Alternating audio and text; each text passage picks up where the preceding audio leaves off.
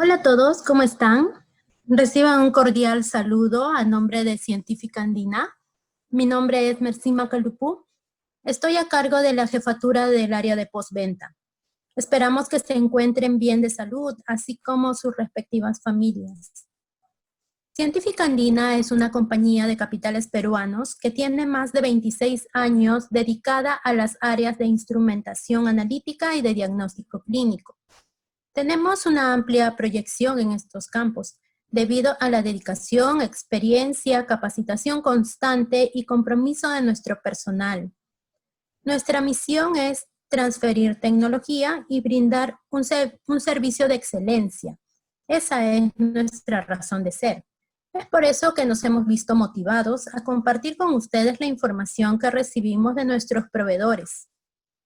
Bueno, hablando de ellos, las marcas que representamos son empresas de Estados Unidos y Europa, líderes a nivel mundial, tales como Perkin-Elmer, Milestone, Rudolph, Swan, Labtec, Herbeka, entre otras. Contamos con un amplio portafolio de productos que les brindan soluciones para distintas necesidades analíticas y clínicas. En Científica Andina siempre estamos pensando en ustedes, nuestros clientes, y sobre todo en estos tiempos de cuarentena que nos corresponde afrontar. En esta oportunidad tengo el agrado de darles la bienvenida a nuestro ciclo de charlas en línea al que hemos denominado Me quedo en casa con Científica Andina, el cual hemos preparado especialmente para ustedes y esperamos que este, como otros temas que trataremos, sean de su completo interés. El día de hoy tenemos la presentación Gases para instrumentación analítica, cilindros o generadores, a cargo del ingeniero Luis Locio, quien es uno de los directivos de nuestra empresa. Él tiene una amplia experiencia en instrumentación analítica de más de 35 años. Bueno, a continuación les indicaré algunos lineamientos o consideraciones para tener en cuenta durante la presentación. Se les solicita colocar su nombre y apellido, lo cual pueden hacer ingresando en la parte inferior en la opción participantes, dar clic en renombrar y ahí pueden editar su nombre y apellido. O en su defecto, en el chat nos pueden dejar su nombre, apellido, correo y empresa en donde están laborando. Las consultas se enviarán por interno, bueno, a propósito del chat, ¿no? Que lo pueden encontrar en la parte inferior también de su ventana de Zoom. Todas las consultas se enviarán por este medio. Durante todo el tiempo que dure la presentación se recibirán estas consultas y responderemos al finalizar la misma. Se elegirán las consultas que tienen relación directa con el tema.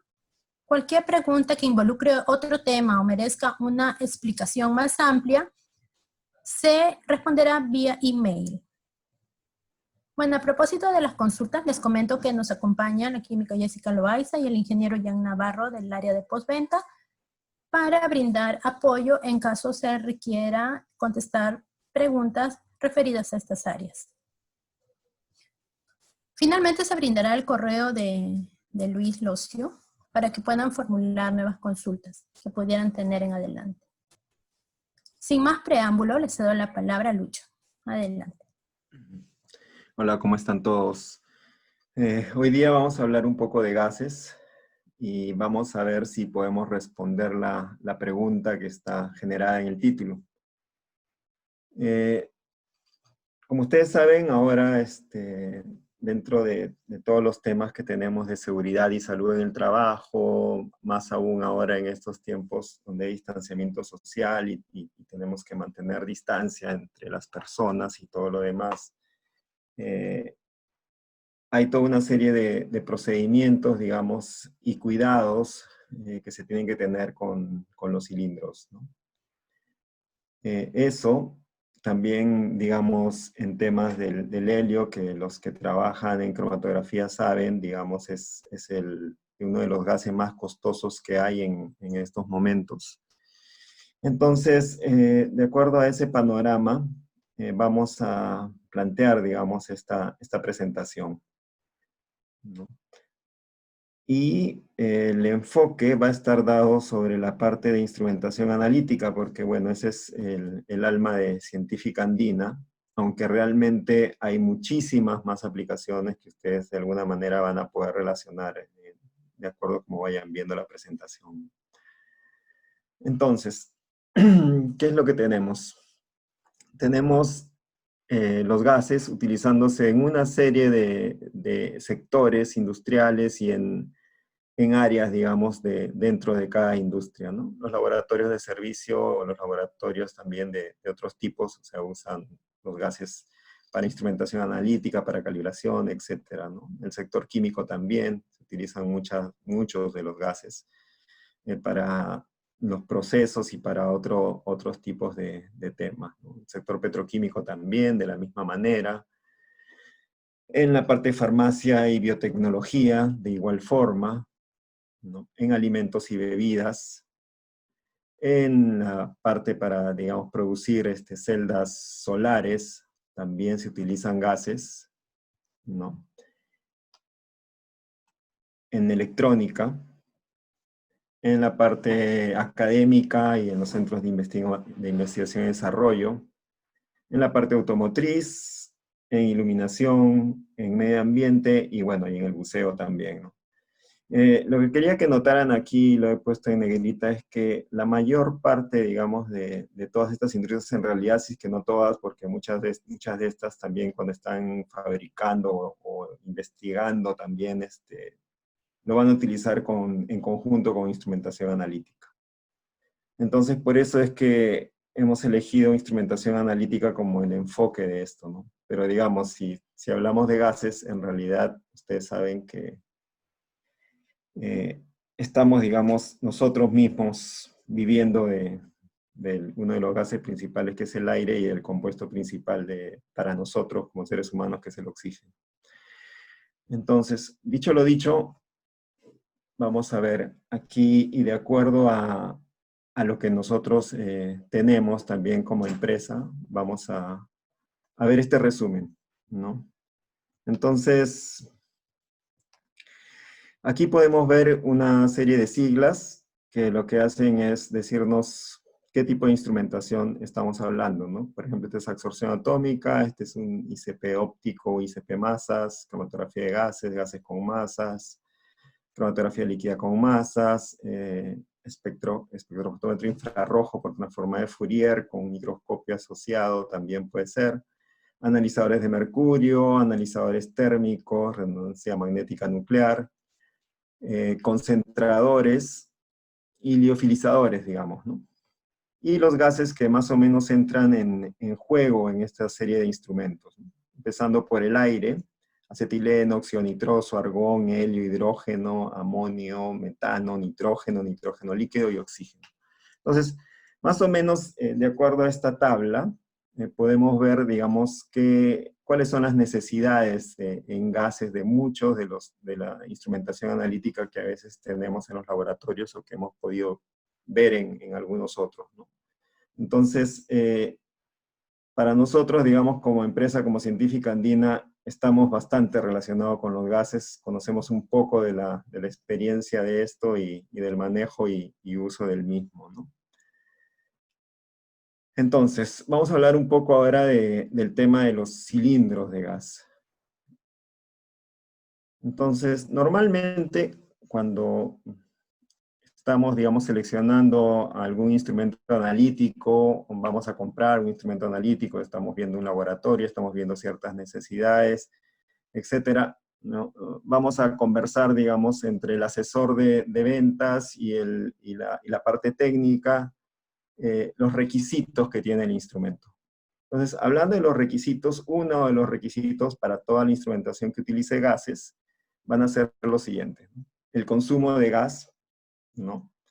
El consumo me va a decir de qué tamaño yo necesito el cilindro, de qué capacidad, de qué pureza va a ser el gas que necesito, qué presión es la que yo necesito, digamos, para el instrumento, y qué flujo. Más o menos que por ahí va la conversación inicial.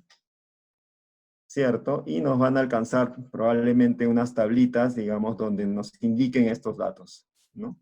Entonces, los gases que vamos a necesitar, cuál es la presión de operación, el flujo, con las purezas, por ejemplo, aquí una tabla un poco más detallada para un ICP masas, de los requisitos del argón, ¿no? Por ejemplo, en cuanto a la pureza. Y finalmente nos van a decir a nosotros, digamos, los que queremos comprar el instrumento, qué es lo que yo necesito en el laboratorio. Entonces, en el laboratorio, digo, yo necesito esto que está aquí en la foto. Necesito salidas de los gases que yo voy a utilizar para mis instrumentos. Entonces, hasta ahí estamos más o menos, todo se entiende, todo está perfecto, pero realmente, vamos a ver esto de aquí, a ver, vamos a regresar a... Es la punta del iceberg. Ahora, ¿por qué les digo que es la punta del iceberg? Porque hasta ahí, en teoría, lo único que necesitamos nosotros es comprar gas, ¿no? Pero no hemos hablado de la instalación de los gases. Entonces, cuando empezamos a hablar de la instalación de los gases, sea un laboratorio que ya exista, que ya tenga una ubicación física, que está incrementando, digamos, con un instrumento nuevo que tiene requisitos de gases, o sea, una instalación nueva, entonces van a empezar a salir otros temas.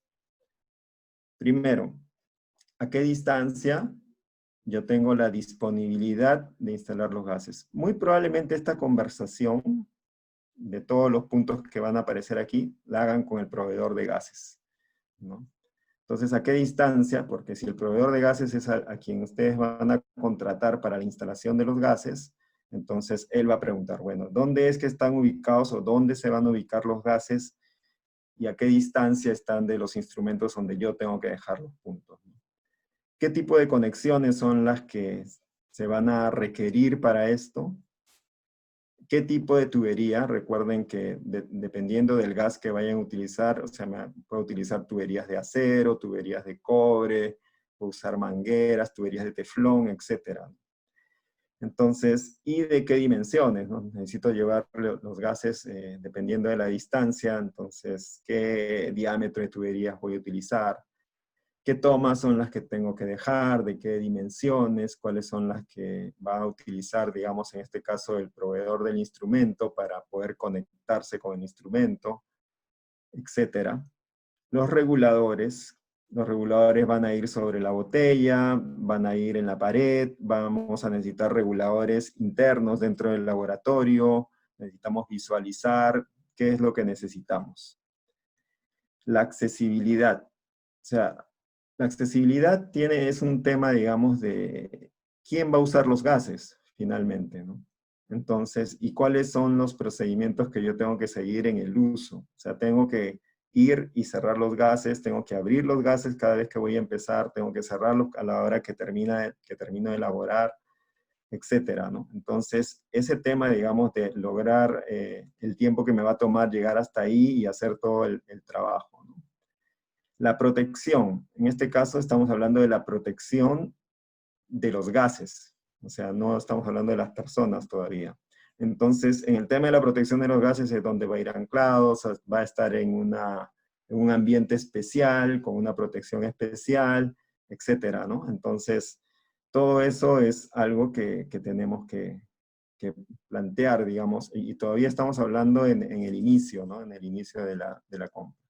Entonces también vamos a plantear el tema de la seguridad.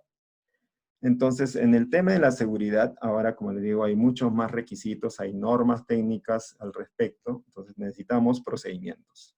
Procedimientos en cuanto al manipuleo de gases, en cuanto necesitamos una capacitación para el manipuleo, etc. Necesitamos equipos de protección personal, necesitamos hacer los HIPERS, ¿no? Los procedimientos de trabajo seguro, y necesitamos tener el control de todo eso, que lo puede tener el laboratorio, que lo puede tener el área de seguridad, que entre ambos finalmente van a trabajar y van a haber personas que tengan que dedicarse a todo este tema, ¿no? Entonces, cuando se habla con el proveedor de gases, o sea, más o menos podemos tener una idea, digamos, yo tengo mis instrumentos por aquí y por aquí tengo mis gases. Entonces, estos van a tener un recorrido que se ve por aquí, que se ve por aquí, digamos, se distribuyen en los diferentes instrumentos, en este caso a estas alturas. Entonces, y también por aquí hay otros temas más, ¿no? O sea, dependiendo del laboratorio, dependiendo de los instrumentos, dependiendo de las necesidades que tenga, yo voy a tener esto. Entonces, esto, digamos, en el diagrama se ve bien. El asunto, por ejemplo, aquí les ponía un ejemplo, qué pasa cuando el laboratorio ya no está al mismo nivel de donde van a estar los gases, sino está a otro nivel. Y los gases normalmente se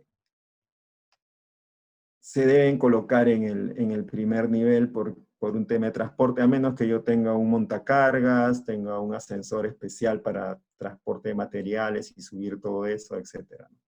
Pero en el caso, digamos, general, normalmente se hace en el primer piso, si el laboratorio está en el segundo, en el tercero, en este caso es un laboratorio clínico, ¿no? O una clínica. Entonces, igual estas instalaciones también se tienen que llevar a través de todos los pisos y llegar, digamos, a los puntos de uso, ¿no? Entonces, esto en figura se ve bien, pero más o menos en la realidad es más o menos todo lo que ustedes pueden apreciar aquí, en esta foto, o en esta otra. Y por último también se necesita un espacio de almacenaje, porque normalmente en los instrumentos nosotros necesitamos muchas veces tener un backup de los gases, ¿no? Entonces ese backup de los gases van a ocupar un espacio, tienen que estar asegurados, tienen que estar de alguna manera controlados también, ¿no? Y saber cuáles están vacíos, ponerlos separados de los que están llenos, en que los gases tampoco se pueden estar uno, o sea, independientemente unos al lado de otros, los que son inflamables, los que no son inflamables, etc. Entonces, todavía no hemos terminado. ¿Qué más hay? La manipulación. La manipulación es un tema que va a suceder con cierta frecuencia cada vez que el gas se agote. Entonces, ¿qué tengo que hacer yo? Desinstalar. Desinstalar significa, dependiendo del tipo de instalación que tenga el cilindro. O sea, si tengo reguladores o de repente tengo, hay un término que se utiliza que es el pictate, que es una manguera que sale directamente del balón, igual lo voy a tener que retirar.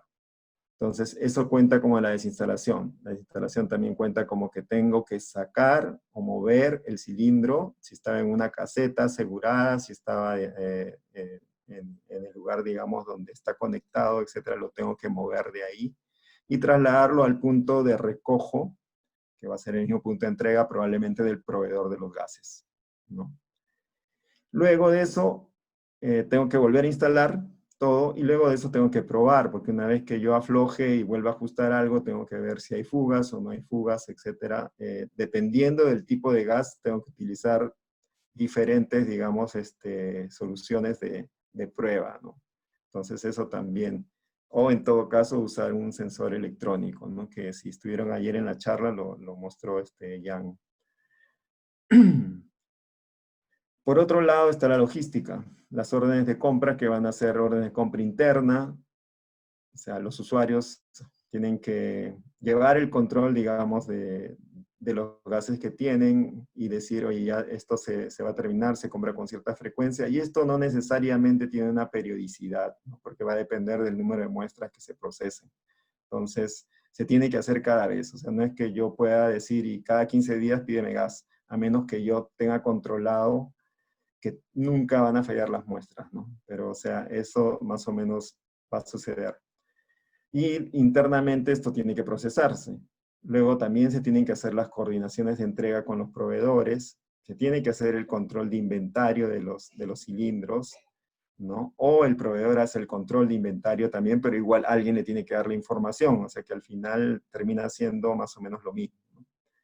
Luego tienen que ver qué personas son las que van a recoger o las que van a entregar los cilindros, digamos, en los puntos de recojo y de entrega, ¿no?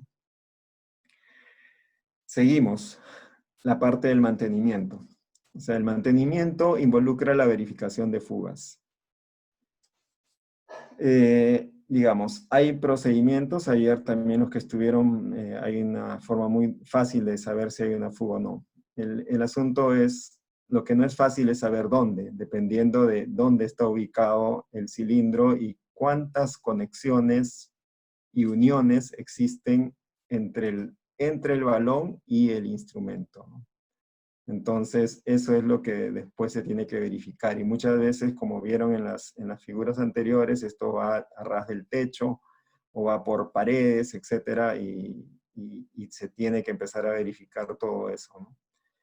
Y el otro tema es la verificación de los reguladores, porque, digamos, en el tiempo también los reguladores pueden fallar, ¿no? Entonces, de tiempo en tiempo hay que ver si los manómetros están midiendo la presión adecuada, si el gas está fluyendo correctamente, si no por ahí alguien puso un poco de teflón y se metió dentro y ya no corre bien, ¿no? Y seguimos. El otro tema es en realidad estoy pagando por lo que compro. ¿Qué quiere decir esta frase, no? Normalmente cuando compramos cilindros de gas, o sea, compramos, no sé, 10 metros cúbicos, 8 metros cúbicos, compramos kilos cuando es acetileno, o sea, hay diferentes unidades, ¿no? El asunto es, ¿los uso todos? O sea, ¿todo el balón lo uso? ¿Es posible usar todo el balón? La respuesta es no. En los gases especiales que se utilizan para instrumentación, muchas veces le dicen que no pueden bajar de 200 psi, por ejemplo. En el caso del acetileno, el acetileno tiene un tope por un tema de seguridad, porque el acetileno, digamos, para poder mantenerse en gas necesita que le agreguen acetona al cilindro. Entonces, esa acetona no puede pasar hacia los instrumentos porque los va a dañar. De hecho, he sucedido muchas experiencias con absorción atómica donde se dañan por esa razón. Luego, el espacio de almacenamiento que ya lo habíamos mencionado antes, ¿no? O sea, yo tengo que tener cilindros de backup. Entonces, necesito tener no solamente el cilindro que uso, sino por lo menos uno adicional, y si es un gas que se consume mucho, voy a tener más de uno probablemente. O puedo tener dos funcionando en paralelo y dos esperando, ¿no? Entonces, eso igual yo necesito espacio para colocarlo, para guardarlo, para asegurarlo y hacer todo lo mismo que se tenía antes, ¿no? Entonces, en realidad lo que habíamos visto antes era la punta. Y esta es toda la otra parte, que es la que no habíamos considerado muchas veces, sobre todo cuando recién se decide si se va a comprar los gases y cuando se empieza a tener, como le digo, esta conversación con los proveedores de gas y lo que se viene después, ¿no? Entonces, vamos a tocar un poquito el tópico de la seguridad con el tema de los cilindros, ¿no? Vamos a revisar un poquito de aquí de atrás para adelante. Acá tenemos, digamos, los puntos, digamos, que se dice peligrosos dentro de un cilindro de gas, y acá tenemos los diferentes gases. Entonces, por ejemplo, tenemos congelamiento, que puede ser el nitrógeno líquido, también puede ser el CO2, ¿no? Que se utiliza para enfriar algo, o sea, hay que tener, digamos, cuidado con eso. La toxicidad, digamos, en el caso del amonio. La asfixia, que es simplemente que el gas desplaza al aire, o al oxígeno en todo caso, y eso nos puede, digamos, dejar sin poder respirar correctamente, ¿no? La inflamabilidad, que tenemos gases aquí que son inflamables, como el acetileno, el hidrógeno, el metano, y tenemos dos que están en asterisco, que si bien es cierto no son inflamables, pero son oxidantes y por lo tanto ante un fuego estos gases lo que van a hacer es hacer que sea mucho más, el efecto sea mucho más grande. Y el otro tema es la descompresión. Entonces la descompresión definitivamente es un tema que lo tienen todos porque simplemente es un tema de presión y cilindro, ¿no? Entonces la presión interna que puede tener el cilindro y que si pasara algo, digamos, con el cilindro, esa descompresión va a generar un peligro potencial, ¿no? Entonces, eso es de alguna manera lo que yo les quería mostrar solamente en ese sentido, ¿no? A ver, perdón. Vamos a ver, primero vamos a bajarle el volumen a esto, para que no salga. Bueno, esta es una simulación realmente de un accidente, ¿no? O sea, más o menos un cilindro lleno más o menos está a 2400 psi, es lo que hay, digamos, comprimido, digamos, dentro del cilindro, ¿no? Entonces, ante eso, digamos, por ejemplo, aquí, ¿no? O sea, el golpe perfecto, ¿no? ¿Qué es lo que sucede, no? El cilindro sale disparado como un proyectil, ¿no? Entonces, esa es otra prueba, simulada, obviamente, ¿no? Más o menos para ver la altura que alcanza, que son cerca de 50 o 60 metros, ¿no? Y el daño que puede causar, digamos, un cilindro solamente por el tema de la descompresión, nada más, ¿no? A ver, ahora hablemos un poquito de los costos ocultos. De acuerdo a todo lo que hemos visto anteriormente, cuando nosotros, digamos, vamos a ir por esta opción en el caso de los gases, o sea, tenemos el costo del gas, que es un costo, yo le he puesto en color negro todos los costos que de alguna manera se van a repetir, ¿no? El costo de los cilindros, que es único, digamos, la primera vez que se compra, si nos pertenecen y si no van a estar dentro de un arreglo probablemente de alquiler o probablemente por consumo con los proveedores de gas. El costo de instalación, que de acuerdo a lo que pueden haber apreciado, esto puede ser muy costoso dependiendo de la distancia, dependiendo del lugar, dependiendo de la accesibilidad y todo lo demás que se tenga que hacer, ¿no? Del espacio, digamos, de almacenaje, el espacio que se deba tener, digamos, considerado en el lugar donde van a colocar los gases, ¿no? Después está el costo de mantenimiento.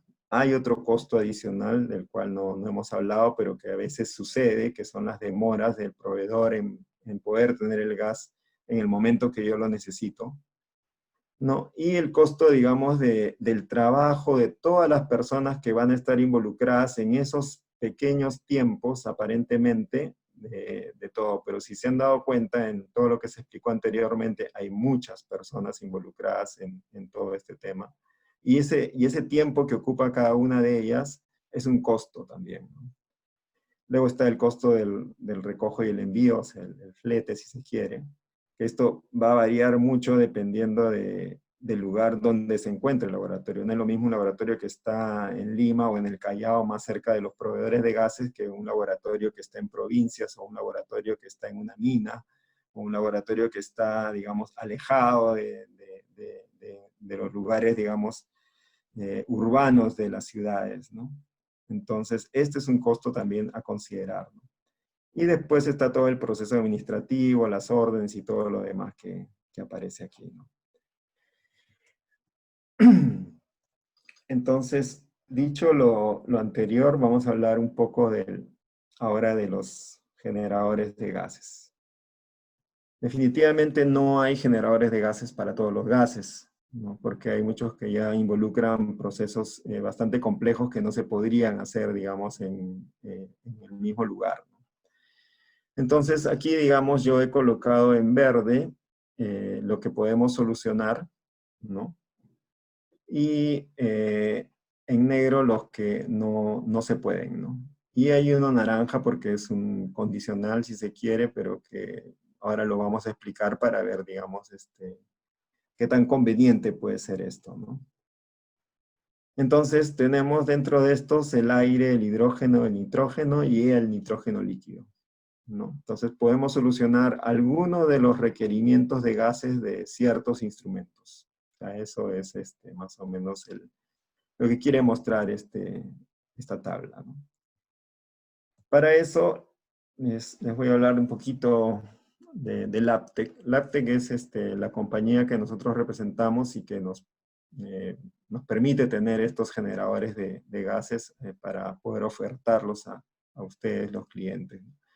Lactec es una empresa italiana que es pariente de Milestone, que es la otra marca que nosotros representamos que ve todo lo que es tecnología de microondas y el analizador de mercurio.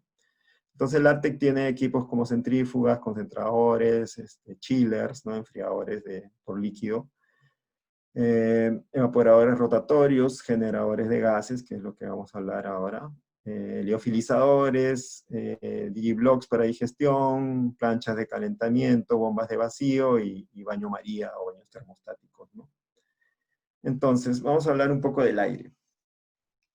¿Ya? En el aire, digamos, es ocupado por una serie de instrumentos que ustedes pueden ver acá. Acá está nuestra absorción atómica de Perkin-Elmer, el Pinnacle 500. Aquí está el Avio 500, el ICP óptico. Acá está el analizador de mercurio de Milestone, ¿no? Y estos tres equipos lo que necesitan es aire, ¿no? Entonces, nosotros tenemos, digamos, una compresora que puede estar, que digamos, fácilmente va a poder trabajar con estos tres equipos. Obviamente, cada uno de estos equipos igual tiene sus requisitos de filtración, ¿no? Para, digamos, poder darle la pureza necesaria de trabajo, digamos, a cada uno de ellos, ¿no? Luego, tenemos, por ejemplo, un LC masas, el Q-Site, también de Perkin-Elmer, y el cromatógrafo de gases, el Clarus 690 de Perkin-Elmer. Entonces, definitivamente estos dos yo no le puedo pasar aire directo de una compresora sin antes procesar, digamos, el aire. Entonces, para eso tenemos un generador de aire cero, que el trabajo de este generador va a ser purificar el aire que está proporcionado por esta compresora o por otra compresora de ser necesario, y darnos la calidad de aire que necesitan, digamos, estos instrumentos. Entonces, esto es, digamos, la solución que nosotros tenemos frente a todo esto. Ahora, ¿cuál es digamos, por qué sería que esto, digamos, tenga cierta ventaja sobre lo que tenemos, ¿no? O lo que ya ustedes tienen, digamos, por lo menos los que tienen absorción atómica o ICP. El detalle está en que normalmente las compresoras que se han estado nosotros mismos vendiendo antes, digamos, eran compresoras voluminosas, grandes, y que tenían tanques grandes y que hacían mucho ruido. Entonces, esta es una compresora que en realidad el manejo, digamos, del tanque que tiene es un tanque pequeño. Ahora bueno, no lo vamos a ver, pero sí se los voy a mencionar otra vez. Y que se puede colocar dentro del laboratorio inclusive, ¿no? Y que es mejor en realidad que esté dentro. Entonces, ¿qué es lo que pasa normalmente cuando una compresora está afuera, ¿no? En teoría, nosotros, digamos, dependiendo del clima que tengamos, como por ejemplo aquí en Lima, que hay mucha humedad, tenemos que purgar la compresora, ¿cierto? O sea, con cierta frecuencia. Y normalmente, porque está afuera o porque, digamos, no hay una alarma que me diga, oye, tienes que purgar la compresora y todo eso, a veces se nos pasa. Y a veces el agua se acumula y el agua pasa a través de los filtros y a veces pasa inclusive un poco más y se daña, ¿no? O se puede dañar el instrumento, ¿no? Entonces nosotros al tener esto dentro, o sea, es imposible no verlo. O sea, no hay forma. Entonces es más fácil hacer esto de aquí, ¿no? Eso, digamos, por un lado, ¿no? Entonces el ruido que produce no es demasiado, ¿no? La presión la alcanza muy rápido porque tiene un tanque muy pequeñito, ¿no? Entonces vamos a mirar aquí. Las características, hay dos modelos, ¿no? Uno que da 20 litros por minuto y otro que da 50 litros por minuto, ¿no? Pero el ruido es bajo. Entonces, esa es, digamos, una de las mayores ventajas que tienen este tipo de compresoras, ¿no? Y los generadores de aire cero, que son, digamos, como yo les decía, un sistema de purificación de aire que va a venir de la compresora. Es un sistema, digamos, que tiene unos filtros activos internos, ¿no? Que son, digamos, como catalizadores, ¿no? Que normalmente toman temperatura y atrapan toda, digamos, la humedad y todo eso, ¿no? Aparte de otros filtros que, digamos, pueden atrapar partículas e hidrocarburos, ¿no? Entonces, más o menos, digamos, en ese sentido hay muchos modelos, aquí ustedes lo pueden ver hasta, digamos, 30 litros por minuto, ¿no? Con presiones que se pueden obtener hasta de 94 PSI. Entonces, eso es en general, digamos, para las aplicaciones. Por favor, no se olviden de hacer sus consultas a través del chat, ahí para poder responderlas al final de la presentación. Ahora vamos a hablar un poco del hidrógeno. El hidrógeno nosotros lo podemos utilizar tanto en el ICP masas como en el cromatógrafo de gases. En realidad los generadores de hidrógeno son muy populares ya desde hace muchísimos años, cerca de probablemente 40 años, en cromatografía de gases para utilizarse, digamos, como gas de combustión en los detectores que utilizan una llama, ¿no? Que en este caso es el detector de ionización de llama, el detector de nitrógeno fósforo, el NPD, o el detector FPD, ¿no? El fotométrico de llama. Entonces, esos utilizan el hidrógeno como un gas de combustión.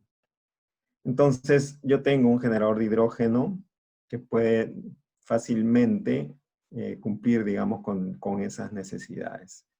Pero vamos a ir un poquito más allá todavía con el tema del hidrógeno. Entonces, para ir un poquito más allá, primero tenemos que hablar del helio. Entonces, vamos a hacer una pausa y hablemos del helio. El helio es el gas portador, el gas carrier, el gas de arrastre, que quiere de mayor elección en cromatografía de gases. Es el más popular en este momento. Es el que se utiliza en la mayor parte de la instrumentación. ¿Cuáles son las alternativas? Una es el hidrógeno y la otra es el nitrógeno, ¿no? Entonces ahora después vamos a hablar un poquito de esto, ¿no? El helio es un recurso no renovable. Entonces, la mayor parte digamos, del helio natural, si se quiere, se obtiene por el decaimiento radioactivo de elementos como el torio y el uranio. Y en producción, digamos, se obtiene por destilación fraccionada de gas natural, ¿no? Entonces, esas son las formas que se tiene, digamos, para obtener el helio. Pero, entonces, el helio en este último tiempo, en realidad, ha empezado a disminuir su cantidad, digamos, en volumen, si se quiere, en las reservas que se tienen de este gas, ¿no? Entonces, eso ha hecho que, como consecuencia, el helio empiece a subir de precio. Entonces, en los últimos 2 o 3 años, el helio ha tenido un incremento de precios bastante considerable.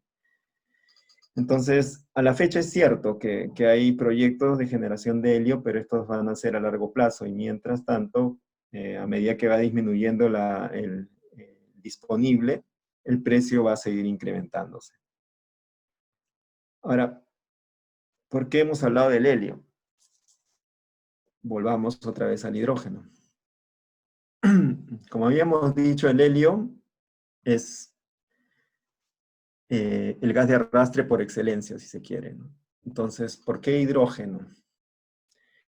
Porque el hidrógeno es un buen reemplazo para el helio como gas de arrastre. Y ahora vamos a ver por qué. Porque tiene bajo costo, ¿no? Está disponible, tiene alta eficiencia de separación, eso lo vamos a ver en un ratito. O sea, para los que trabajan en cromatografía saben lo que significa eso. O sea, necesitamos una separación entre componentes que se manifiestan, digamos, en la gráfica como picos, ¿no? Logra una separación más rápida, por lo tanto una cromatografía más rápida. Y las bajas temperaturas de separación, o sea, se necesita menos temperatura, digamos, para yo poder tener una separación similar a la que se tiene con el helio, ¿no?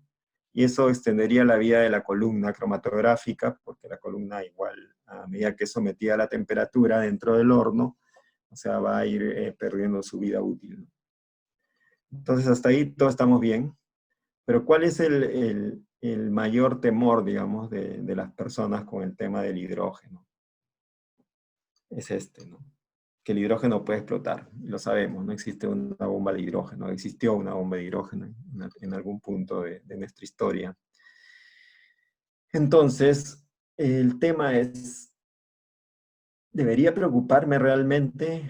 ¿Eso debería preocuparme? El hidrógeno es peligroso cuando la concentración en el aire supera el 4%. Entonces, tendría que haber bastante hidrógeno en un ambiente como para poder llegar a ese valor. Entonces, si un cilindro tiene una fuga, digamos, en donde esté, es muy probable, digamos, si está en una habitación cerrada, que ese valor pueda llegar hasta allí, ¿no? En un generador, en realidad, no va a ser. Pero igual vamos a seguir considerando este punto, ¿no? Entonces, para eso se han diseñado y en la actualidad existen sensores de hidrógeno. O sea, que están disponibles, o sea, junto con el generador, o sea, hay que pedirlos, digamos, nada más, y que se pueden colocar en el ambiente del laboratorio o inclusive dentro del compartimiento del horno del cromatógrafo de gases. ¿Y por qué dentro del horno? ¿No? Porque si yo ajusté mal, digamos, o sea, estoy usando como gas de arrastre el hidrógeno y tengo una columna colocada en el inyector y en el inyector está la columna mal ajustada, entonces es muy probable que el hidrógeno vaya a entrar, digamos, en el cromatógrafo, que es digamos, la única posibilidad que existe, ¿no? O sea, después no hay más posibilidad. Y ahorita después vamos a hablar por qué. Entonces, de acuerdo a esto, con esos sensores yo minimizaría ese riesgo y no tendría problemas, digamos, en utilizar el hidrógeno. Entonces, si hablamos de los gases de arrastre en cromatografía de gases, bueno, vamos a ver un poquito esto de la curva de Van Deventer. Vamos a mirar esto. Bueno, esta curva, para los que no conocen de cromatografía, esto de acá me simboliza la altura de los platos teóricos, ¿no? Y esta es la velocidad, digamos, lineal de desplazamiento, si se quiere, conforme al gas que se va a utilizar. Esto de acá, en realidad, es una medida de la eficiencia del proceso de separación, en realidad en cualquier proceso, no solo en cromatografía, en cualquier proceso. Cuando yo quiero separar, digamos, compuestos, esto es lo que me da la medida. Y la mejor medida es cuando mi valor es más bajo, ¿no? Entonces, yo tengo, por ejemplo, aquí al nitrógeno, el punto más bajo, o sea, donde es más eficiente, es a esta velocidad, a 10 centímetros por segundo. El helio más o menos está en este rango, entre 20 y 30, podríamos llegar inclusive hasta 40. Y el hidrógeno está entre 30, 40, 50, y hasta un poquito más. O sea que yo, digamos, tengo una buena eficiencia, ¿no? en el proceso de separación. En este caso, estaríamos hablando del proceso de separación en cromatografía. Entonces, ¿qué quiere decir esta curva? O sea, esta curva y estos valores, ¿no? O sea, que si yo trabajo con nitrógeno, yo no debería trabajar más allá de este pequeño rango entre 10 y 15. O sea, no debería trabajar más allá de eso. Entonces, eso haría que mis flujos, digamos, en mi columna sean pequeños y sean lentos en realidad, ¿no? Entonces eso va a hacer que, si bien es cierto, yo voy a obtener una buena separación, pero mi corrida va a durar mucho tiempo. En el caso del helio, yo ya puedo triplicar hasta cuadruplicar, si se quiere, esa velocidad, y entonces voy a obtener una cromatografía mucho más veloz y más rápida y con una separación muy buena también. Y finalmente el hidrógeno, ¿no? El hidrógeno yo puedo inclusive tener una separación a una velocidad y un flujo mucho mayor, o sea, porque se desplaza, digamos, mucho más rápido el hidrógeno que cualquiera de los otros dos gases, ¿no? Entonces, desde ese punto de vista nada más, o sea, el hidrógeno es mucho más eficiente en el tema, digamos, de la separación cromatográfica. Y ahora también lo vamos a notar. Bueno, esta es un poco la explicación que ya les acabo de dar, ¿no? En el caso del nitrógeno se habla, ¿no?, de este rango estrecho que ya se los mencioné y que no es un buen gas portador. Para columnas capilares, ojo, también esto de acá, porque esto es parte de la historia, como a veces yo les he comentado, ¿no?, a otro grupo. El nitrógeno, en realidad, antes era el más popular de todos, porque antes no existían, digamos, las columnas capilares como ahora, ¿no? Hace 30 años, un poco más quizás, no, digamos, todavía no estaba desarrollado todo el tema de columnas capilares. Entonces se utilizaban columnas empacadas que eran de acero o eran de vidrio.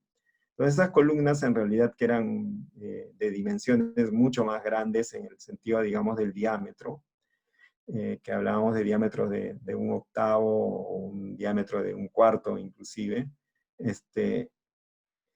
tenían como característica que estaban limitadas en longitud, porque obviamente dentro de la cavidad del horno no se podía poner una columna tan grande con esos diámetros, ¿no? Porque prácticamente eran tuberías, en realidad, ¿no? Los ve y los que han podido apreciar esas columnas alguna vez eran tuberías. Entonces, más o menos variaban entre 3 pies y 6 pies, más o menos, ¿no? Por ahí habían excepciones, digamos, que un poco más grandes que eso, ¿no? Pero esas eran, digamos, las estándar y con las que trabajaba mayormente, las de 6 pies y por ahí, como les digo, secciones que podrían ser de 12 pies, ¿no? Entonces, estamos hablando de columnas que medían máximo 3 metros y medio, ¿no? Entonces, para 3 metros y medio, el nitrógeno era ideal, porque yo no necesito una velocidad y entonces me ayudaba mucho el tema del relleno de la columna, o sea, de la fase estacionaria, ¿no?, para hacer la separación. Entonces, imposible, digamos, hablar lo mismo de columnas capilares que están variando entre 15 metros y 200 metros, ¿no? Entonces, con nitrógeno tenemos una cromatografía muy, muy lenta, ¿no?, para poder conseguir, digamos, trabajando bajo esta consideración, una buena separación. En el caso del helio, bueno, ya lo explicamos, y el helio es el más popular, por ser el más popular es el más caro también, entonces, pero el vaticinio es de que el hidrógeno sea el nuevo helio, para llamarlo de alguna manera, ¿no? Entonces, el hidrógeno es muy probable que sea el gas elegido. También tomando en cuenta de que los generadores de hidrógeno son los que nos ayudarían en ese tema. Entonces, aquí tenemos corridas de los mismos compuestos hechas con los 3 gases, ¿no? Entonces, este es hecho con el helio. La corrida dura 19 minutos, la separación que tiene es en estándar, ¿no? La corrida con el hidrógeno, que dura 13 minutos, y la corrida con el nitrógeno, que dura 48 minutos, ¿no? Entonces, y las velocidades lineales que se tienen, ¿no? O sea, 12 centímetros por segundo en el caso del nitrógeno, 45 en el del hidrógeno y 30 en el del helio, ¿no? Entonces, eso es más o menos la proporción de tiempos que toma la corrida. Entonces, definitivamente el hidrógeno produce una cromatografía mejor y más rápido, ¿no? Entonces, por ahí es que les estoy diciendo, y es lo que están, digamos, también hablándose ya en otros lugares, de que el hidrógeno va a ser el nuevo helio, por un tema de costos, ¿no? Entonces, si ustedes pueden obtener cromatografías más rápidas a un menor costo, entonces eso es una ventaja, digamos, para un laboratorio, y obviamente cuando es un laboratorio que tiene una buena cantidad de muestras, ¿no? Aquí se desprenden, digamos, varios temas, ¿no? Aquí sí les quiero mencionar algo, ¿no? Por ejemplo, en el caso de Perkin-Elmer, nosotros tenemos una gran ventaja en este sentido, digamos. O sea, sobre todo en el detector FIT, que es el detector, digamos, más popular, si se quiere, dentro de la cromatografía en gases nada más, ¿no? Porque nuestro detector no usa el make-up. O sea, el make-up es un gas que utilizan otras marcas, otros fabricantes, para acelerar el paso, digamos, de la muestra por el detector, ¿no? Y normalmente ahí usan flujos a veces de 50 mililitros por minuto. Entonces, si yo usara hidrógeno en esos casos, muy probable que yo tenga problemas, porque hidrógeno es el gas que alimenta al feed para la llama, ¿no? Entonces, si el make-up ingresa también, entonces eso haría que genere un disturbio, digamos, en el tema de la llama. En el caso de nosotros no, en el caso de nosotros igual solamente va a pasar el flujo que sea necesario. Si fuera una columna de las que se llaman whiteboard, megaboard, que es la de 0.53, que es la que, digamos, podría tener el mayor flujo, lo único que hay que hacer es disminuirle los puntos que puede agregar el gas de arrastre a el detector FIT, ¿no? En el caso, digamos, de los cromatógrafos que tenemos, que ayer también los que estuvieron presentes lo vieron, en un caso se usa 45 mililitros por minuto, en otro caso 30. Entonces habría que bajarle ese mililitro o 2 mililitros que podrían entrar, digamos, en una columna, ¿no?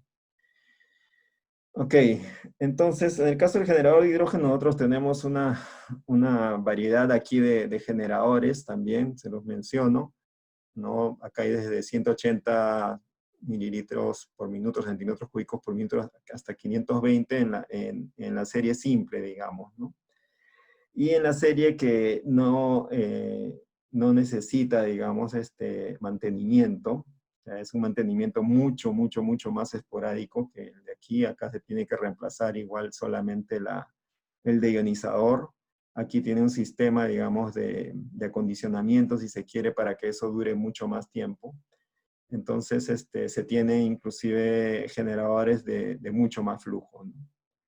¿Ok? Bueno, y estas son las especificaciones que son largamente las requeridas en realidad en todas las aplicaciones en el caso de la cromatografía, ¿no?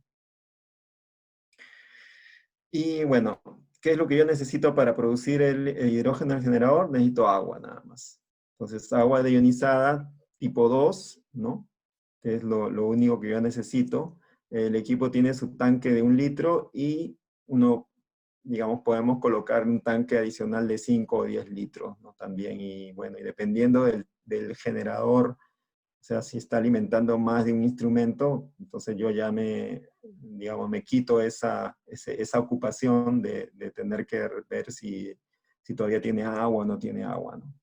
Entonces, más o menos por ahí va todo el tema con el hidrógeno.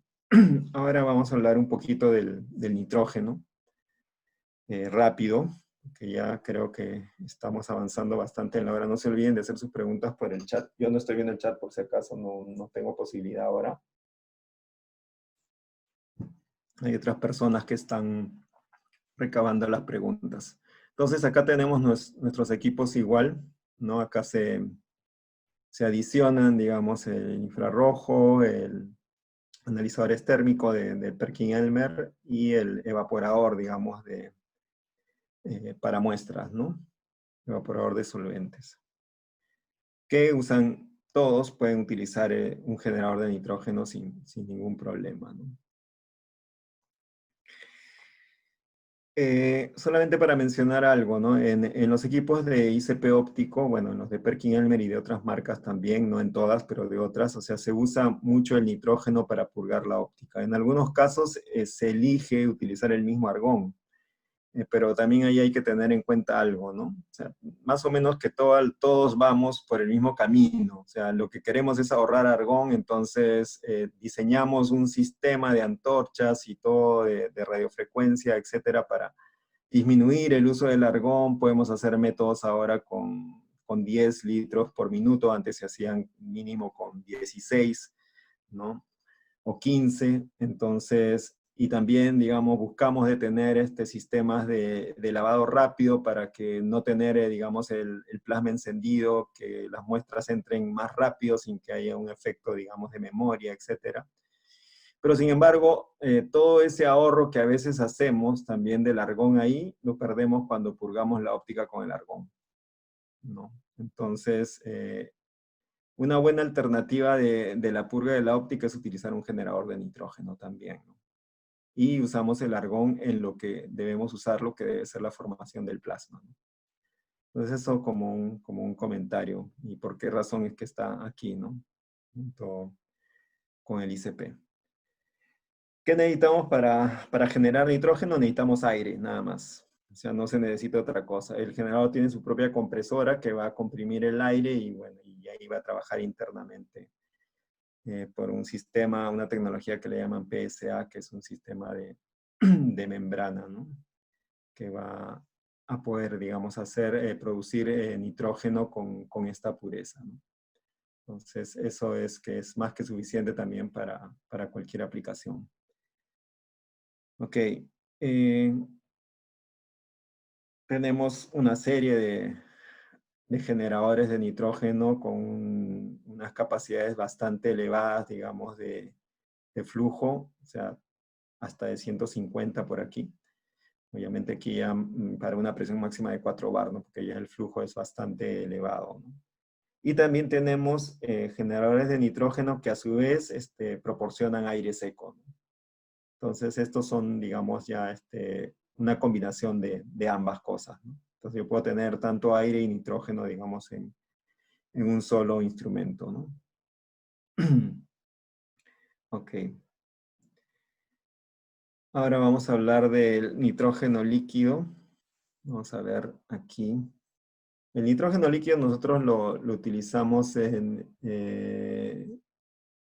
en general para un detector específico dentro de un microscopio que va asociado al infrarrojo, ¿no? Y también lo podemos utilizar como un paso previo para los liofilizadores, ¿no? Y también, bueno, en resonancia magnética también para el enfriamiento del sistema, ¿no? Entonces, nosotros contamos con equipos de generación de nitrógeno líquido también de varias capacidades. Entonces, a veces, como yo les decía, ¿no? O sea, en el tema, digamos, de la accesibilidad, o sea, si yo quisiera tener nitrógeno líquido, no sé, en la selva, por ejemplo, si yo no tengo ninguna planta de nitrógeno líquido por allá, es muy posible que yo no pueda utilizar un equipo de investigación de esta magnitud si no tengo el nitrógeno líquido, ¿no? Porque no lo voy a poder hacer. Entonces, de hecho, un sistema de estos de aquí, o sea, a mí me va a facilitar mucho el tema de poder tener, digamos, a disposición el nitrógeno líquido, que no solo se utiliza para esto, no se utiliza en biología, se utiliza en muchas cosas, digamos, o sea, donde yo necesito hacer un enfriamiento o retirar humedad, digamos, de determinado material o inclusive en órganos, ¿no? Entonces, esto es una cosa muy práctica. Esto es, ahora les voy a mostrar un videíto por ahí rápido para que vean, ¿no? Y hay en generador que les estoy mostrando es el más sencillo. O sea, si ven acá hay un termito, o sea, es como un dispensador, digamos, no sé, de gaseosa, ¿no? Entonces yo dispenso aquí y me llevo mi litro de nitrógeno líquido, lo uso en lo que tenga que usarlo. Y esa es una ventaja, ¿no? Porque yo cuando compro nitrógeno líquido al proveedor de nitrógeno líquido, los que tienen experiencia saben que en el camino van perdiendo el nitrógeno líquido, ¿no? Entonces la eficiencia del volumen, dependiendo si compro un volumen muy grande, igual lo voy perdiendo en el camino, ¿no? Entonces un poco ese es lo que uno tiene que observar, digamos, en este tema, comparándolo con lo que yo compro, digamos, a un proveedor, ¿no? De gases. Entonces, hay nitrógenos líquidos que pueden rendir hasta 80 litros por día, ¿no? Este es el de 10 litros por día, ¿no? Y es lo que, digamos, tenemos. Entonces, ahorita ya como para terminar, vamos a ver.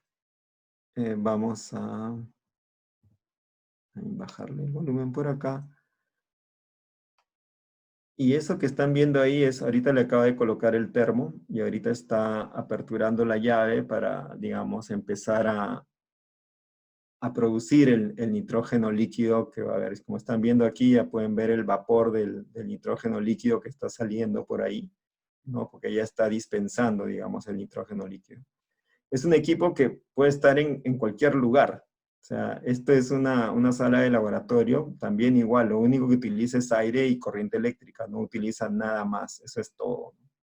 Entonces, por ahí, digamos, vamos a ver que va a terminar de dispensar y va a sacar el termo, digamos, donde va a llevar el nitrógeno líquido para la aplicación que que digamos que uno ya disponga de ese gas, ¿no?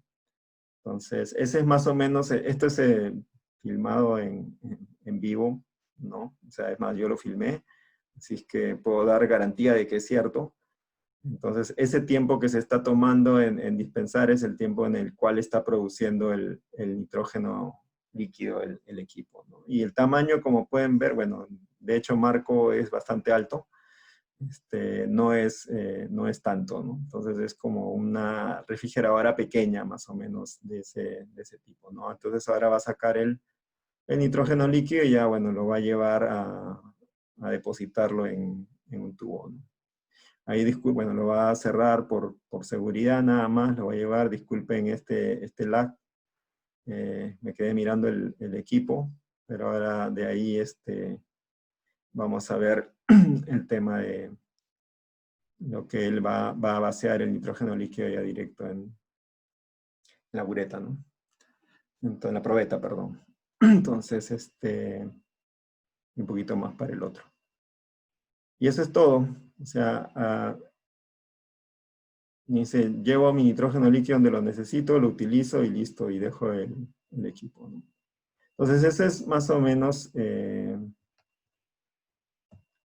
lo que tenemos, digamos, en la parte de generación. Y ahora vamos a comparar un poquito. Entonces, si comparamos los cilindros y los generadores, he colocado en verde los costos que son por única vez. Obviamente, este costo del generador a mí me puede parecer muy caro en un inicio, pero digamos, si yo lo comparo con una instalación, dependiendo de dónde instale el gas y todo lo que ya hablamos, esto también puede ser relativamente caro, ¿no? Entonces, bueno, el costo del cilindro que es por única vez, después tenemos, bueno, el costo del gas, etcétera, y estos costos que están en rojo son costos que van a repetirse con cierta frecuencia. Dependiendo del generador, no es tanta la frecuencia en realidad y el costo tampoco es tanto en el caso del mantenimiento, dependiendo del generador, ¿no? Entonces, hay algunos que prácticamente su costo es mínimo realmente, como el generador de hidrógeno, por ejemplo, ¿no? Entonces, esto es un poco para comparar en tanto a los costos y en tanto a la instalación, más o menos estamos hablando de esto, ¿no? O sea, ¿cuál es la ventaja? Que aquí yo como usuario tengo el control de todo. O sea, yo tengo el control de mis gases, la instalación de mis gases es mínima. Bueno, aquí nos hemos saltado, pero igual, de todas maneras, siempre tienen que haber algunos filtros, por si acaso, ¿no? Y puedo tener todo aquí. O sea, todo dentro del laboratorio, no necesito más nada, no necesito salir, no necesito verificar, oye, si hay fugas, en cuál de las conexiones que estén por aquí, por el techo estará, o etcétera, no. Todo eso no lo tengo. Entonces, ese es un poco lo que les quería mostrar, ¿no? Y yo creo que ya, bueno, cada quien podrá responder, o sea, qué es lo que puede elegir, ¿no? Si cilindros o generadores de gas. Entonces yo le dejo la pregunta para ustedes y ahora sí, espero sus consultas, ¿no? Sus inquietudes. Gracias.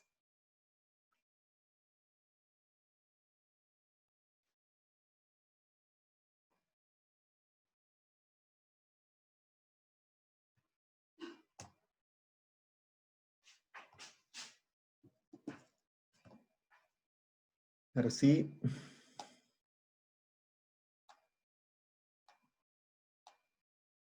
Jessica, habilítale el micrófono a Merci.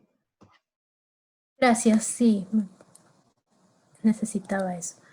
Lucho, hay algunas consultas, igual he tenido que repreguntar a nuestros amigos. Tenemos la consulta de Eli. Ella pregunta si tienen generadores de hidrógeno, nos pregunta. Probablemente sea usuaria de ICP, óptico o masas. Perdón, no escuché generadores de... De argón. Ah, de argón, no. El problema bueno, el argón es que el proceso, digamos, por el cual se obtiene es un tema un poquito más, digamos, en realidad voluminoso, ¿no? Entonces, por ahí es de que yo no he visto aún el tema, digamos, de generadores de argón a nivel de un equipo. O sea, porque aquí, como les digo, lo que vamos a romper es un paradigma, ¿no? El paradigma de que los gases puedan estar dentro del laboratorio y no fuera del laboratorio, ¿no? Entonces, un poco, digamos, por ahí es que va el tema, ¿no?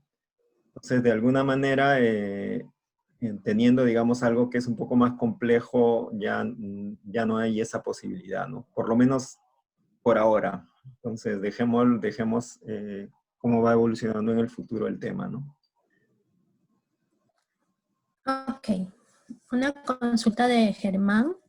Nos pregunta, por favor, indicar los consumibles para los generadores. En realidad, él desearía saber de todos los generadores que nosotros tenemos a disposición. De repente, le puedes brindar algún alcance general, ¿no?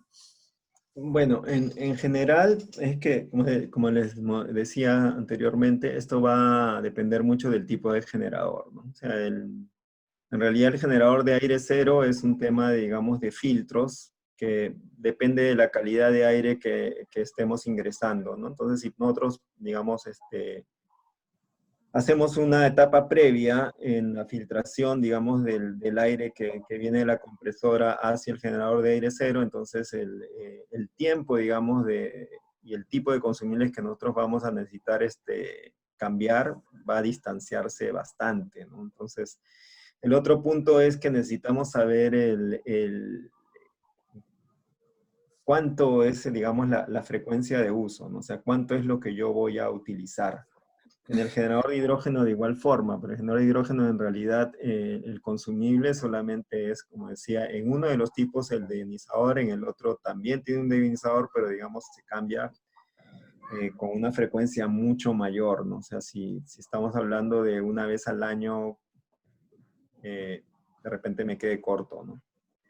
Y en el caso de nitrógeno también es igual, ¿no? Es una compresora también que lo que va a hacer es comprimir el aire para poder llegar, digamos, a separar el nitrógeno del oxígeno, ¿no? Entonces, digamos, hay kits de consumibles que eso se los podemos, digamos, facilitar de repente ya, si nos escribes o toman sus datos para enviarle, digamos, cada cuántas horas de funcionamiento, porque de eso depende en realidad. Ok. Una consulta de Ismael. ¿Cuál es la diferencia entre un PIC y un Labtec? Refiriéndose a la marca PIC o PEAC. ¿Un qué, perdón? ¿Cuál era la otra marca? PIC se escribe PEAC, PIC, PIC. un Labtec. Bueno, a ver, yo no he entrado en el tema, digamos, de comparar porque hay algunas marcas que digamos, se comercializan inclusive, digamos, nosotros en algún momento, o sea, de la historia de PerkinElmer mismo, se han comercializado, digamos, algunas marcas. Lo que yo, digamos, puedo mirar en Labtec como diferencia, primero que son equipos, tanto el generador de aire cero como el generador de hidrógeno se pueden apilar uno encima de otro, lo cual a mí me reduce mucho, mucho el espacio, digamos que. O sea, son más o menos, imagínense como un rack de los que usan en las redes de computadora, ¿no? Pero más pequeño. Entonces, todas las conexiones van por detrás, o sea, no hay, digamos, casi nada que sea, digamos, visible, ¿no? Entonces, eso, por ese lado, el principio de funcionamiento de todos los generadores de hidrógeno, por ejemplo, son los mismos, pero, digamos, en el tema de la tecnología de las celdas que se utilizan, ahí es donde está la diferencia, ¿no? Entonces, va a depender mucho de eso. Entonces, eso es lo que a mí me va a dar es la eficiencia, digamos, de generación en el caso del hidrógeno, y por otro lado, la duración, digamos, del sistema, ¿no? Entonces, más o menos va por ahí. El tema en nitrógeno es similar, o sea, la tecnología es similar. Yo tampoco le voy a decir no es diferente, sino es muy similar, ¿no? Entonces, ahí en realidad es más un tema de diferenciarse y de quién se hace responsable de qué, ¿no? En el caso de estos instrumentos, ¿no? Ok, Javier nos consulta cuánto de nitrógeno líquido me da por minuto el equipo. Ya, el tema es este. Como yo, bueno, va a depender de, de los modelos, ¿no? O sea, el modelo que vieron es un modelo, como dices, el más pequeño de todos, que en realidad se utiliza solamente para aplicaciones puntuales, ¿no? Donde yo necesito un volumen, lo llevo y lo dispenso, digamos, en el lugar que lo necesite. O sea, no es de uso continuo, si se quiere, ¿no? Porque ese creo que va por ahí la pregunta, ¿no? Entonces, más o menos lo que vieron en el tiempo que lo vieron, que más o menos deben haber sido un par de minutos, se produjo 1 litro, digamos, de nitrógeno líquido en ese modelo. Pero hay otros modelos que son mucho más grandes, que ya, digamos, ocupan un poco más de espacio, porque digamos, como les digo, lo pueden colocar en cualquier sitio, pero los otros ya necesitan un ambiente especial, especial en el sentido de que, como es un poco más voluminoso, va a ocupar, digamos, puede ser 3 o 4 veces más grande en ancho que el que hemos visto, ¿no? Entonces es como decir un closet, digamos, ¿no? Más o menos por ahí. Y esos, digamos, sí tienen una capacidad de flujo que en muchos modelos se supera inclusive los 100 litros día. Entonces, y el flujo que pueden entregar, digamos, en el momento de la producción ya es mucho mayor, ¿no? No tengo el dato exacto, se lo podemos conseguir. Ok, muy bien. Comentarles a nuestros amigos participantes que la próxima semana tendremos una charla específicamente de temas de absorción atómica. El título de la charla es Extendiendo la vida útil del equipo de absorción atómica, en el cual se tratarán más a fondo los temas exactamente que tienen relación con esta técnica, ¿no? Hablando de acetileno, óxido nitroso, el mismo aire. Entonces, los invitamos ese día porque hay preguntas que están relacionadas más con ese tema y esas las vamos a reservar para la próxima semana. Tenemos una consulta de Juan. ¿Qué se tiene que cambiar y cuándo a un generador de nitrógeno líquido? El generador de nitrógeno líquido es, al final, como les mencioné, es una compresora, bueno, 2 compresoras al final. En este caso, digamos, es una compresora potente, ¿no? Que hace que exista la separación, digamos, del nitrógeno en el aire, ¿no? Entonces, y luego se comprime para poder llevarlo a líquido, ¿no? Entonces hay una doble compresión, si se quiere. Entonces, el tema es un poco, en teoría, mecánico, ¿no? O sea, es lo que la compresora demande, en realidad. Y eso va a depender del uso también, ¿no? Pero no hay, digamos, o sea, hay, digamos, cosas que se deben cambiar y como le decía, ¿no? Hay kits que normalmente se cambian como cualquier tema, digamos, mecánico después de un número determinado de horas, que son miles de horas en realidad, ¿no? Entonces, de acuerdo a eso se hace.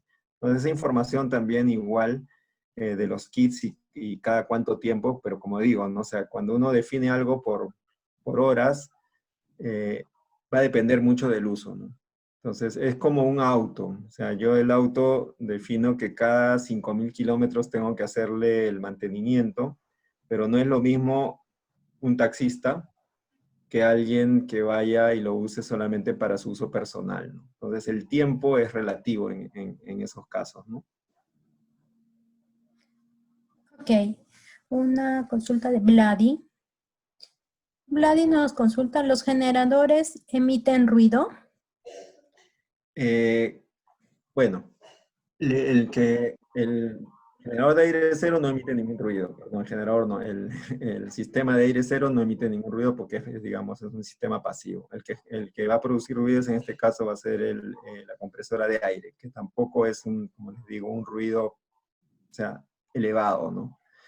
El generador de nitrógeno también tiene su propia compresora que está dentro del sistema, entonces también va a generar un ruido, pero que tampoco es elevado, ¿no? O sea, más ruido hace los sistemas de extracción, por ejemplo, de absorción atómica, o de ICP o de ICP masas, que lo que puede hacer el ruido, digamos, de esos equipos. O muchas veces más ruido hace el chiller que eso, ¿no? O sea, tengan una idea más o menos, cuando ustedes tienen una bomba de vacío dentro del laboratorio, la usan dentro del laboratorio, ¿no?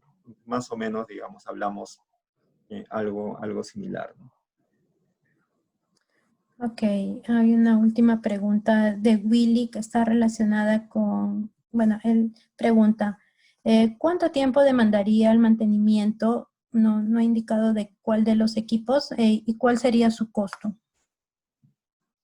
Bueno, vuelta a lo mismo, ¿no? Entonces vamos a tener que, o sea, se define de acuerdo al uso, a la frecuencia, digamos, en el tiempo mismo de uso que se puede hacer en el día y todo eso, ¿no?